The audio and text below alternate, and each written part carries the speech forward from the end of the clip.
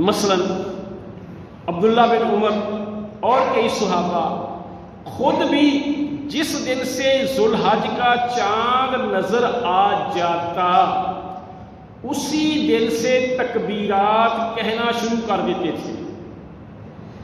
تکبیرات اللہ اکبر بھی کہتے رہے، یہ بھی ٹھیک ہے. سبحان اللہ بھی کہتے رہے، یہ بھی ٹھیک ہے. لا الہ الا اللہ کہتے رہے، یہ بھی ٹھیک ہے. سبحان اللہ والحمدللہ ولا الہ الا اللہ واللہ اکبر، یہ بھی کہتے رہے. لیکن ایک اور ہے جو اکثر ہم کہتے ہیں، اللہ اکبر لا الہ الا اللہ واللہ اکبر، اللہ اکبر وللہ الحمد، اللہ اکبر کبیرہ، الحمدللہ کثیرہ، سبحان اللہ بکرۃ و اصیلا. یہ ہمیں خود ہی نہیں کہنی چاہیے، اپنے بچوں کو، خواتین کو بھی کہنی چاہیے. جیسے ہم عام دنوں میں تسبیح کرتے ہیں، اس دنوں کے اندر ان کلمات کی تسبیح کرنا بہت زیادہ فضیلت کا عمل ہے. لیکن میں اور آپ اپنے گریباں میں جھانکیں تو پچھلے دن جو گزر گئے ہیں ہم نے کتنی دفعہ یہ کلمات کہے ہیں. ایک بات. دوسرا ہے کہ ہم نے روٹین سے ہٹ کے کتنے دن نوافل باقی دنوں کی نسبت زیادہ پڑھے ہیں دنوں میں. چلو اگر پہلے تہجد نہیں پڑھتے تھے، کیا ان دنوں میں ہم نے تہجد پڑھی ہے؟ عام روٹین میں ہماری صدقہ خیرات کی عادت کم تھی، کیا ہم نے کچھ صدقہ خیرات بڑھایا ہے؟ یہ تو ہے میرے بھائی ان دنوں کے اہمیت. اور ان دنوں میں ایک دن ذوالحج یعنی 9 ذوالحج کا ہے. اس دن کی فضیلت کے بارے میں رسول اللہ صلی اللہ علیہ وسلم نے فرمایا کہ ہمارے یہ 2 سالوں کے گناہ، ہمارے تو ایک دن کے ہی گناہ بہت ہیں، 2 سالوں کے گناہوں کا کفارہ 9 ذوالحج کا روزہ ہے. ٹھیک ہے کہ یہ موسم شدید ہے، گرمی بہت ہے، اور اس گرمی میں ہم روزہ رکھنا مشکل ہے. تو ہمیں کیا چاہیے؟ ان دنوں کے اندر ہمیں یہ چاہیے کہ 9 ذوالحج کا اگر روزہ رکھنا ہے، ہم اس دن اپنے کاموں کو کچھ ارینج کر لیں، وہ ترتیب ایسی رکھیں کہ باہر کے کام کم رکھ لیں. ماشاءاللہ اے سی ہیں، پنکھے ہیں، تو الحمدللہ ہمارے جیسے لوگوں کے لیے یہ روزہ رکھنا کوئی مسئلہ نہیں ہے. تو وہ تو لازمی رکھنا چاہیے تاکہ ہمارے 2 سالوں کے گناہ معاف ہوں. اور پھر جو قربانی کا دن ہے، اس دن سب سے افضل عمل جانور ذبح کرنا ہے، خون بہانا ہے. اب ہمارے ہاں کیا کہتے ہیں، وہ جی دیکھو جی غریب لوگ ہیں جی، اتنی یہ قربانیاں کیے جا رہے ہیں، کیا فائدہ ہے، کسی غریب بچی کی شادی کروا دے، کسی غریب کا روزگار بنا دے. اچھا، پہلی بات ہے کہ کوئی بھی کام ہے اس میں جب تک اللہ کی طرف سے برکت نہ ہو آپ جو مرضی کر لیں. مثلا ابھی باہر کا ٹمپریچر ہے، اب جتنے مرضی اے سی چلائیں ساری فضا کو ٹھنڈا نہیں کر سکتے. ابھی رحمت کی بارش ہو، چند ہوا کے جھونکے ٹھنڈی کے آ جائیں تو پورا ماحول جو ہے نا خوشگوار ہو جائے گا.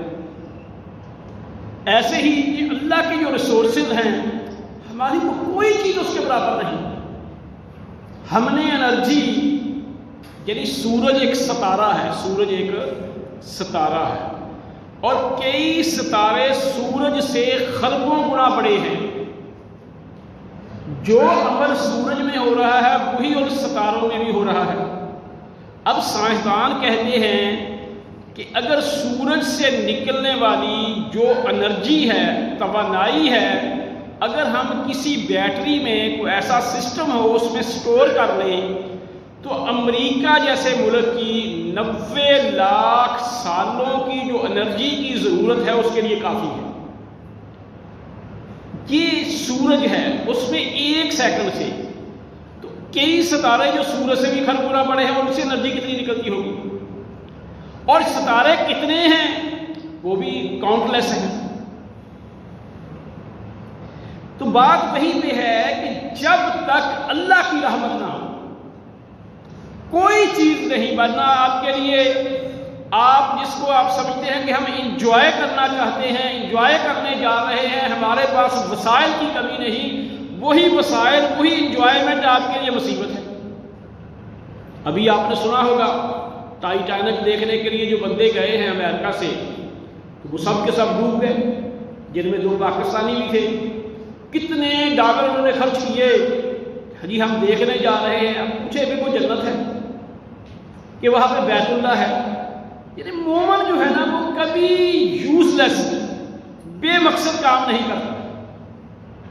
مومن کا ہر کام اللہ کی رضا کے لیے ہوتا ہے، حتیٰ کہ وہ کھانا اچھا کھاتا ہے نا، کھانا اچھا کھاتا ہے تو اس میں بھی یہ نقطہ نظر ہوتا ہے کہ اچھا کھانا کھاؤں گا، میری صحت بہتر ہوگی، میں اللہ کے دین کی زیادہ خدمت کروں گا، یعنی اس کا یہی ہے۔ اور جو آیا میں نے شروع میں پڑھی ہے وہ بھی یہی ہے، قل نبی اعلان کر دو، کہہ دو، بتا دو ان کو، ان صلاتی کہ میری نماز، و نسکی میری قربانی، و محیائی و مماتی میری زندگی میری موت ایک اللہ کے لیے ہے، للہ رب العالمین۔ یعنی مومن کی زندگی کا ہر کام جہاں مقصد کیا ہے؟ اللہ کو راضی کرنا۔ دوسرے مقام پہ اللہ تعالیٰ کہتے ہیں وما خلقت الجن والانس، اللہ نے جنوں اور انسانوں کو صرف اور صرف وما خلقت الجن والانس الا لیعبدون اپنی عبادت کے لیے پیدا کیا ہے۔ یہ باقی چیزیں ثانوی ہیں۔ ہاں اگر یہ تھا کہ میں وہاں ریسرچ کے لیے جا رہا ہوں، ایسا کوئی سائنٹیفک کھوج ہے، اگر کوئی ہاتھ آ جائے تو میں انسانیت کی اتنی خدمت کر سکوں گا، یہ انسانیت کو فائدہ ہوگا، تو وہ نہیں کی تھی۔ یعنی ریسرچ کے لیے اسلام کے اندر استعمال، یوز اربوں کا ہو جائے وہ بھی ٹھیک ہے، اربوں کا ہو جائے وہ بھی، مس یوز دیا سلائی کا بھی نہیں ہونا چاہیے۔ اور ہم روزانہ پتہ نہیں اپنے کتنے زندگی کے سانسوں کا مس یوز کرتے ہیں، کتنے اپنے وسائل کا مس یوز کرتے ہیں۔ لیکن امام الانبیاء حضرت محمد رسول اللہ نے یوز، یہاں پہ یوز کیا ہے، اس کو ذرا دیکھیں۔ اپنی بیٹی کی شادی کی تو جہیز کیا دیا آپ کے سامنے ہے، لیکن حج کے موقع پہ 100 اونٹ ذبح کیے، 100 اونٹ۔ کیوں؟ تقریباً 1.25 لاکھ کے قریب لوگ تھے۔ اس وقت کون سے ہوٹل تھے اور اس وقت کون سا کھانے پکانے کا اور سسٹم تھا؟ اب 1,24,00,000 لوگوں نے کھانا کہاں سے کھانا تھا؟ اس ضرورت کو پورا کی، یوز کے سامنے رکھتے ہوئے آپ نے 100 اونٹ ذبح کی، اور باقی موقعوں پہ آپ دیکھ لیں۔ ایسے ہی دیگر صحابہ کو دیکھ لیں۔ عمر بن خطاب کی حکومت کے اندر بچوں کا وظیفہ لگا ہوا ہے، لیکن خود کتنے جوڑے تھے ان کے، کتنا ان کا معاملہ تھا، بطور حکمران بیت المقدس کی طرف جا رہے تھے تو کیا حال تھا۔ یعنی کوئی کام نہیں ان کا، راتوں کو گشت ہے اللہ کے دین کی سربلندی کے لیے، انسانیت کی خدمت کے لیے۔ دیکھیں، اور سچی بات ہے کہ واللہ یہ ممبر پہ کھڑے ہیں، تھوڑا سا کچھ گورنمنٹ کی ڈیوٹیز ایسی تھی جس میں کئی موقعوں پہ ہمیں سرینا ہوٹل میں، اواری ہوٹل میں، پی سی ہوٹل میں، میریٹ میں، ان جیسے ہوٹلوں میں گورنمنٹ کی کوئی ایسے باہر سے وفد ہوتے تھے، رہنے کا موقع ملا ہے، اور بڑی بڑی میٹنگوں میں، کانفرنسوں میں جانے کا موقع ملا ہے۔ یہ میں واللہ خدا کی قسم اٹھا کے کہتا ہوں کہ وہ سکون، وہ مزہ، وہ راحت جو کئی دفعہ مجھے آج بھی یاد ہے کہ میں نے ایک دفعہ ایک کتاب شائع کی، کاغذ میں نے کسی سے ادھار لے لیا، لاہور میں میرا تعارف نہیں تھا، اس سے میں نے وعدہ کر لیا کہ فلاں تاریخ کو میں دے دوں گا پیسے۔ تو میرے ایک دوست نے مجھے کہا تھا کہ میرے پاس پیسے پڑے ہیں تو ان کو کہیں لگانا ہے، تو میں نے کہا چلو چند دنوں کے لیے اسے دے دوں گا، باقی پھر میں دے دوں گا۔ تو 20,000 روپیہ دینا تھا۔ اب 2 نقطے آ گئے، ایک تو جس دن کا میں نے وعدہ کیا اس دن 10ویں محرم آ گئی تو مارکیٹ بند تھی، پہلے تو میں نے ان سے فون کیا کہ بھئی 10ویں محرم ہے، مارکیٹ بند ہوگی تو میں آپ کے ساتھ وعدہ کیسے پورا کر سکتا ہوں؟ چلو وہ بھی ان سے ایگریمنٹ ہو گیا۔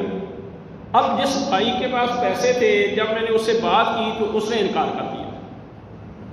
اب سچی بات ہے کہ اس وقت میں بھی اسٹوڈنٹ لائف سے ادھر آیا تھا، تو میرے تعلقات تعارف بھی کم تھا، تو مجھے بڑا افسوس لگا، تو بڑی دعا کی، اللہ سے رو رو کے دعائیں کی کہ یا اللہ میں نے وعدہ پورا کرنا ہی کرنا ہے، تو میری مدد کر۔ تو جب میں گھر پہنچا تو والد صاحب کہنے لگے تیرا جڑا لگتا نا مسجد آ کے بیٹھا۔ مجھے سمجھ نہ آئی، تو پوچھا کیا ہے؟ مقصد ایک ہمارے پاس ملازم ہوتا تھا، اسے والد صاحب نے نکال دیا تھا، وہ چلا گیا، وہ کہیں جہاں گیا اور کسی کے پاس پیسے رکھے وہ کھا گئے، اس کے پاس کوئی نہ، مجھے 20,000 روپیہ چاہیے تھا، اس کے پاس وہ 20,000 آیا، اس نے وہاں سے چلا، وہ ادھر بورا بیاڑی چیچا وطنی کی طرف سے وہ ہمارے گھر آیا، کہتا جی آپ پہ اعتماد ہے، یہ 20,000 مجھے ابھی چاہیے نہیں، امانت رکھ لو، جب مجھے ضرورت ہوگی وہ لے لیں گے۔ تو میں نے مسجد میں وہ بیٹھا، تو میں نے سارے نمازیوں کے سامنے وہ جو اللہ سے دعا کی تھی، میں تو وہ سمجھتا تھا کہ میں نے دینا ہے، تو میں نے کہا کہ یہ سارے سن لیں گی، اس کی امانت آ گئی، لیکن میں اسے استعمال کروں گا، جب اس کو ضرورت ہوگی 1 ہفتہ پہلے بتا کے مجھے لے سکتا ہے، یعنی 1 ہفتہ بتا دے کم از کم، پہلے اس کو دے دیں گی واپس۔ اور ایسے ہی ہوا، تو جتنا سکون مجھے اس دن آیا تھا، واللہ کئی دفعہ پنجاب لیول پہ یہ کانفرنس گورنمنٹ نے ایک مقابلہ کرایا، پورا پنجاب میں نے ٹاپ کیا، تو مجھے جو انعام دیا اس وقت اتنا خوشی نہیں تھی۔ ایک دفعہ ایک اور ہم نے ون کیا، الحمرہ میں فنکشن تھا، بلکہ انعام دینے کے لیے میں گیا ہی نہیں، وہ میرے انہوں نے گھر بھیجا۔ یعنی اس طرح کے نیکی کے کاموں کو پورا کرنے کے بعد جب آپ کا مقصد پورا ہوتا ہے، اگر آپ کا ایمان صحیح ہے، جو سکون اس وقت آتا ہے وہ ان پکنوں میں ان اور کئی جگہ پہ جانے سے نہیں ہوتا۔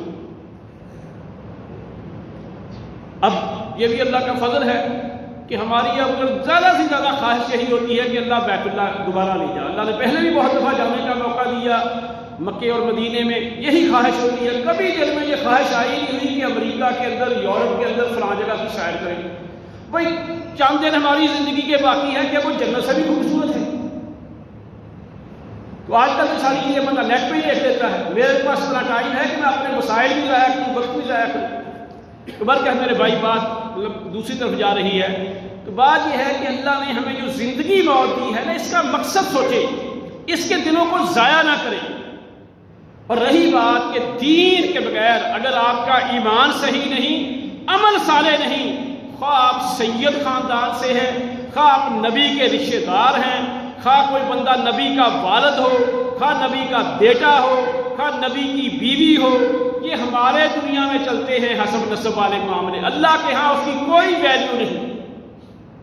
یہی ابراہیم علیہ السلام جن کو اللہ نے ہمارے لیے ان کی زندگی کو نمونہ کہا ہے، قد کانت لکم اسوۃ حسنۃ فی ابراہیم والذین معہ، اللہ تعالیٰ کہتے ہیں ابراہیم اور ان کے ساتھیوں کی زندگی میں ہمارے لیے نمونہ ہے، نمونہ۔ لیکن ایک بات جو ابراہیم علیہ السلام نے اپنے مشرک باپ کو جاتے وقت کہہ دی تھی کہ میں آپ کے لیے دعا کروں گا، اس کا اللہ نے اسی صورت کے اندر، اسی آیت کے اندر آ کے ذکر کیا کہ ابراہیم کی زندگی نمونہ ہے، الا قول ابراہیم علیہ ابی ہے، لیکن ابراہیم کی وہ بات نمونہ نہیں جو اس نے اپنے باپ کے بارے میں کہہ دی ہے۔ اتنی قربانیاں کہ بیوی اور بچے کو جنگل میں چھوڑا اللہ کے لیے، نمرود سے ٹکر لی اللہ کے لیے، سارے بت توڑے اللہ کے لیے، بیٹے کے گلے کے اوپر چھری چلائی اللہ کے لیے، لیکن باپ مشرک مر گیا، اس کے لیے دعا نہیں کر سکتے۔ اللہ نے قرآن کے اندر نقل کر دیا کہ ابراہیم کی ساری زندگی نمونہ ہے، لیکن یہ جو بات انہوں نے کہہ دی اپنے باپ کے بارے میں، الا قول ابراہیم علیہ ابی ہے، یہ نمونہ نہیں ہے۔ پھر صحیح بخاری کے اندر، دیگر حدیث کی کتابوں کے اندر ہے کہ قیامت کا دن ہوگا، میدان محشر ہوگا، آدم علیہ السلام سے لے کر ساری دنیا جہان کے لوگ اکٹھے ہوں گے، ابراہیم علیہ السلام کے باپ کو جہنم میں پھینکا جا رہا ہوگا، ابراہیم کہیں گے کہ یا اللہ تیرا فتح تھا کہ تجھے ذلیل نہیں کریں گے، خوار نہیں کریں گے، اللہ دنیا میں تو چند لوگ دیکھتے ہیں، یہ تو میدان محشر ہے، اب تو ساری دنیا دیکھ رہی ہے، اس سے بڑی ذلت کیا ہے کہ ابراہیم کا باپ جہنم میں جا رہا ہے۔ اللہ کہیں گے ابراہیم نیچے دیکھو، اور حدیث کے اندر ہیں کہ وہ ایک بجو کی شکل میں جو خون کے اندر لت پت ہوگا اس میں تبدیل کر دیا جائے گا، اللہ اس کو جہنم میں پھینک دے گا۔ تو اس لیے یہ کوئی کسی ایمان میں نہ رہے جی میں جی فلاں کا بیٹا ہوں، میں امام کعبہ کا بیٹا ہوں، میں نبی کا بیٹا ہوں، میں فلاں کا بیٹا ہوں۔ جب تک آپ کا اپنا ایمان اور عمل سارے نہیں، کوئی فائدہ نہیں۔ یہی بات اللہ نے قرآن میں نوح علیہ السلام کے بیٹے، لوط علیہ السلام کی بیوی، نوح علیہ السلام کی بیوی کے بارے میں قرآن میں کہی ہے، مولویوں پہ نہیں چھوڑی۔ اس لیے سب سے اہم بات ہے کہ اپنا ایمان اور عقیدہ صحیح کرو۔ اور پھر میرے بھائی یہ قربانی یہ بہت اہمیت کا حامل کام ہے، اللہ ہمیں یہ کرنے کی توفیق دے۔ اچھا اب بات میں نے کی تھی کہ جو لوگ کہتے ہیں کہ جی وہ جو غریب کی شادی فلاں، میں نے کہا کہ اگر برکت نہ ہو اللہ کی طرف سے، دیکھیں ایک کتیا جب بچے دیتی ہے کم از کم 5-6 بچے دیتی ہے، بکری جب بچے دیتی ہے زیادہ سے زیادہ 2 یا 3۔ کیا آپ نے جہاں ریوڑ کتیا کے دیکھے ہیں یا بکریوں کے دیکھے ہیں؟ بھائی پیدائش کے موقع پہ جو کتیا ہے بچے تو اس کے زیادہ پیدا ہوتے ہیں۔ یہ جب ہم اس کے گلے پہ جانور کے تکبیر کہتے ہیں، اس تکبیر کی برکت کی بنا پہ جو جانور ذبح ہوتے ہیں ان کی تعداد بھی زیادہ ہے۔ دیکھو گائے کی تعداد دنیا میں زیادہ ہے یا بھینسوں کی زیادہ ہے؟ گائے کی زیادہ ہے۔ ایسے ہی بھیڑ کی تعداد زیادہ ہے یا ہرن کی تعداد زیادہ ہے؟ باقی دیکھ لیں آپ یہ جانور، جو جانور اللہ کے نام پہ قربان کیے جاتے ہیں اللہ اس میں برکت بھی ڈالتے ہیں۔ اور پھر معیشت جو ہے، اس وقت لوگوں کے اندر وسائل کی کمی نہیں، وسائل سرکولیشن میں نہیں، ہمیں وسائل کو ذخیرہ کرنے کے لیے یہ باقاعدہ ریسرچ ہے کہ لوگ جتنا آج کل گوشت کو فریجوں میں رکھ کے روٹین میں الیکٹرسٹی یوز کرتے ہیں، اس کی ویلیو، اس کی مقدار، یہ اتنی بڑی انرجی کی مقدار ہے، اس سے پوری دنیا کی اینٹیں پکی ہو سکتی ہیں۔ ہم نے ایک سسٹم شروع کیا ہے جس میں ہمارے پاس وسائل ہیں، اس سے ادھر لگ جاتے ہیں، اور پھر یورپین کنٹری میں ہمارے ہاں ان کو چیزیں ڈسٹرائے کرنے کے لیے جگہ نہیں ملتی۔ یعنی یہ چیزیں ہیں، تو جب تک اللہ کی طرف سے برکت نہیں پڑے گی تو بات نہیں بنے گی۔ اس لیے ایک تو ہم نے یہ بات کرنی ہے کہ کوئی بھی کام کرنا ہے تو اللہ کی رضا کے لیے کرنا ہے۔ اور پھر ابراہیم علیہ السلام اللہ کے پیغمبر تھے۔ اب دیکھ لو کہ اتنے استقامت والے تھے، اتنے استقامت والے تھے کہ، اور پھر ان کا بیٹا بھی، کہ جب یہ آیا نازل ہوئی، یہ حکم آیا، کہنے لگے انی ارا فی المنام، کہ اے بیٹا میں نیند میں دیکھتا ہوں، خواب میں دیکھتا ہوں۔ اب باپ یہ کہتا ہے میں خواب میں دیکھتا ہوں، تو باپ کیا کہتا ہے؟ بیٹا کہتا یا ابت افعل، یا ابت افعل ما تؤمر۔ اس نے یہ نہیں کہا کہ یہ تمہیں خواب آئی ہے یا نیند میں دیکھی ہے، جو اللہ نے آرڈر دیا کر گزرو۔ انہیں پتا تھا کہ باپ پیغمبر ہے، پیغمبر کی بات اللہ کا آرڈر ہوتا ہے، اور پیغمبر کا خواب بھی وہی ہوتا ہے۔ اس نے یہ نہیں کہا کہ سوچ لو، مشورہ کر لو، خواب ہی ہے، یا دوبارہ وہی آنے دو، یا اللہ سے دعا کرو، یا اس کی وضاحت مانگ لو۔ کہتے ہیں یا ابت افعل ما تؤمر ستجدونی انشاءاللہ۔ ایسے ہی حضرت ہاجرہ کا واقعہ، جب ابراہیم علیہ السلام نے وہ چھوڑ کے آ گئے ایسی وادی میں غیر ذی زرع، جہاں پہ کوئی کاشتکاری نہیں ہوتی، کوئی کچھ نہیں ہوتا، چھوڑ کے آ گئے۔ اب وہ آوازیں دیتی ہے پیچھے سے، جب نہ ہی بولے ابراہیم علیہ السلام، نہ ہی بولے، تو انہوں نے ان کے ساتھ زندگی گزاری تھی۔ انہوں نے سوچا ان کا ایسا وتیرہ تو نہیں ہے، ایسے غیر ذمہ دار تو وہ نہیں ہیں۔ تو پھر انہوں نے کہا جی کیا اللہ کا حکم ہے؟ انہوں نے کہا جی ہاں اللہ کا حکم ہے۔ انہوں نے یہ نہیں کہا کہ ابراہیم علیہ السلام اللہ سے دعا کرو، میں جہاں بچے کو لے کے ایک عورت ذات ہوں، جہاں پہ تو کچھ بھی نہیں، میں کیسے رہوں گی؟ لیکن میرے بھائی ان کا یقین تھا، ایمان تھا کہ جس اللہ نے یہ کائنات بنائی ہے، اس کائنات کے ذرے ذرے کے اندر اتنی خوبیاں رکھی ہیں، وہ اللہ ہمیں ضائع نہیں کرے گا۔ تو آگے سے لفظ کیا ہے کہ پھر اگر اللہ کا حکم ہے جاؤ، اللہ ہمیں ضائع نہیں کرے گا۔ پھر اللہ نے آب زمزم جاری کیا یا نہیں کیا؟ پھر اللہ نے ان کے لیے کیا کچھ نہیں کیا؟ اللہ نے ان کی اس وقت کی وقتی ضروریات بھی پوری کی۔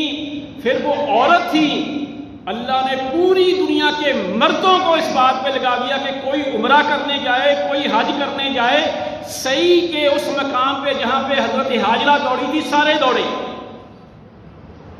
اس نے تو ایک کہا تھا کہ مجھے یہ اللہ نے کیا، اللہ ضائع نہیں کہے گا، اللہ بے وفا نہیں۔ دنیا کا ہر فرد بے وفائی کر سکتا ہے، اولاد بے وفا ہو سکتی ہے، نواب افضال آباد کو اس کی اولاد نہیں مار دیا تھا، اور رشتہ دار بے وفا ہو سکتے ہیں، لیکن اللہ بے وفا نہیں۔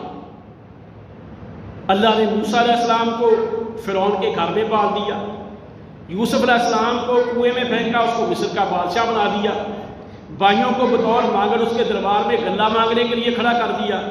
امام الانبیاء جہاں سے نکالے گئے وہیں پہ آ کے ان کو معافی دے رہے ہیں، جنہوں نے جنگیں لڑی ہیں وہ معافیاں مانگ رہے ہیں۔ یعنی اللہ جو چاہے کر سکتا ہے۔ اس لیے میرے بھائی ہر کام میرا اور آپ کا اللہ کی رضا کے لیے ہونا چاہیے۔ پھر اللہ بڑا ہی غفور الرحیم ہے، بہت ہی ہے رحم کرنے والا ہے۔ ہمیں ان دنوں میں اللہ کے جو بھی احکام ہیں ان پہ عمل کرنا چاہیے۔ ان میں سے ایک تو یہی قربانی ہے۔ قربانی کے بارے میں میرے بھائی عید کی نماز سے پہلے قربانی نہیں ہوتی ہے۔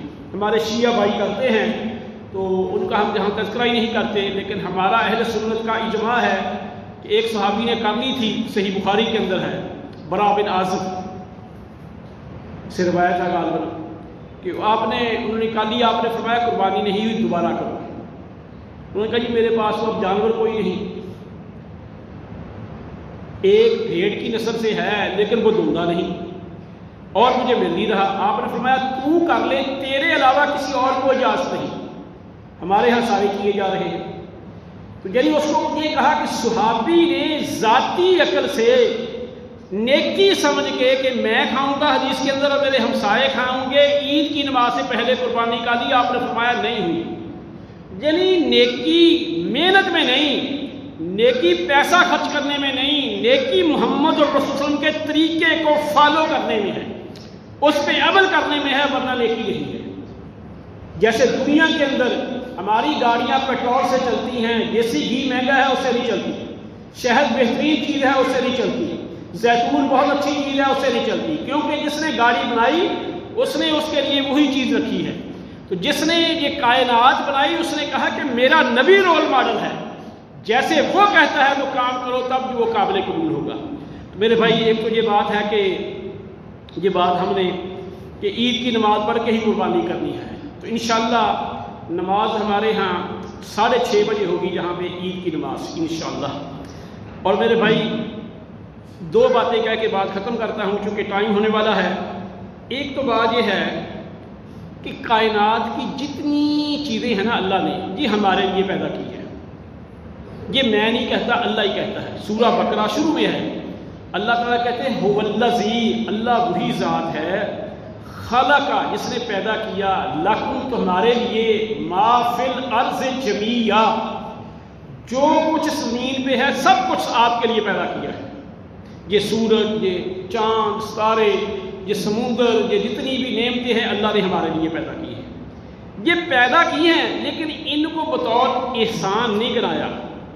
لیکن سورہ آل عمران کی آیت نمبر 164 میں اللہ تعالیٰ کہتے ہیں لَقَدْ مَنَّ اللَّهُ عَلَى الْمُؤْمِنِينَ، کہ اللہ نے مومنوں پہ احسان کیا ہے، اِذْ بَعَثَ فِيهِمْ رَسُولًا مِّنْهُمْ، یعنی امام الانبیاء کی بعثت کو اللہ نے احسان کہا ہے۔ دنیا کی ہر نعمت اللہ نے دی ہے ہمارے لیے، لیکن اسے انعام نہیں کہا۔ کس کو نام کہا؟ محمد الرسول صلی اللہ علیہ وسلم کی بعثت کو، یا پھر دین کی تکمیل کو، الیوم اکملت، کہ اللہ تعالیٰ کہتے ہیں آج کے دن ہم نے اپنا دین تمام، وَأَتْمَمْتُ عَلَيْكُمْ نِعْمَتِي، اور میں نے اپنی نعمت جو ہے تمہارے اوپر پوری کر دی ہے۔ دین کو نعمت کہا گیا ہے، باقی چیزیں بھی ٹھیک ہیں لیکن سب سے اعلیٰ اور عرفہ کیا ہے؟ دین۔ اور اسی لیے امام الانبیاء حضرت محمد رسول صلی اللہ علیہ وسلم کے شہید ہونے کی جب خبر جنگ احد میں پھیلی تو صحابہ کے اندر جب ان کے رہبر و رہنمائی نہیں رہے، ان کا محور اور مرکز ہی نہیں رہا، تھوڑے سے پاؤں ڈگمگائے، تھوڑا سا ان کے اندر کمزوری آئی، اللہ نے وحی کے نازل کی وما محمد الا رسول قد خلت من قبلہ الرسل افإن مات او قتل، کہ محمد صلی اللہ علیہ وسلم تو ایک رسول ہیں، ایسے بہت سارے رسول دین کی خاطر گزر گئے، اگر یہ فوت ہو جائیں یا قتل کر دیے جائیں کیا تم دین چھوڑ دو گے؟ کیا تم اپنی ایڑیوں پہ پھر جاؤ گے؟ یعنی مقصد کیا ہے کہ دین کی خاطر نبیوں نے پتھر کھائے، دین کی خاطر نبیوں کے سر کے اوپر آرے چڑھا کے چیر دیا گیا، دین کی خاطر ان کا گوشت لوہے کی کنگھیوں سے نوچا گیا۔ آج میری اور آپ کی سب سے کم محنت اس دین کے لیے ہے۔ اللہ مجھے اور آپ کو عمل کی توفیق عطا فرمائے۔ وما علینا الا البلاغ المبین۔